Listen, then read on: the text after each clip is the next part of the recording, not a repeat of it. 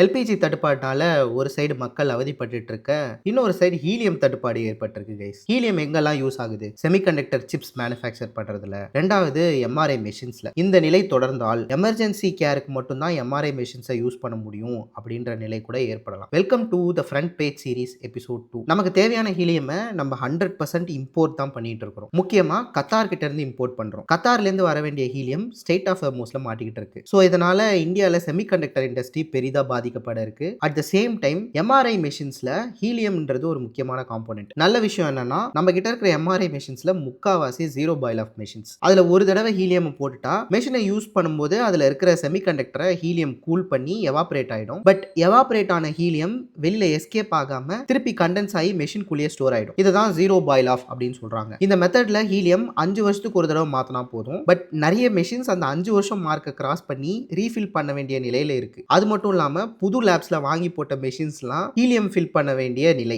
இந்த நிலை தொடர்ந்தால் நான் முன்னாடி சொன்ன மாதிரி எமர்ஜென்சி கேருக்கு மட்டும்தான் எம்ஆர்ஐ யூஸ் பண்ணணும் அப்படின்னு ரெஸ்ட்ரிக்ட் கூட பண்ணலாம். இல்லைனா எம்ஆர்ஐ ஸ்கேன்ஸ்லாம் காஸ்ட்லி ஆகலாம். இந்த வார் வந்துட்டு நம்மளை எப்படி எல்லாம் பாடுபடுத்துது பாருங்க.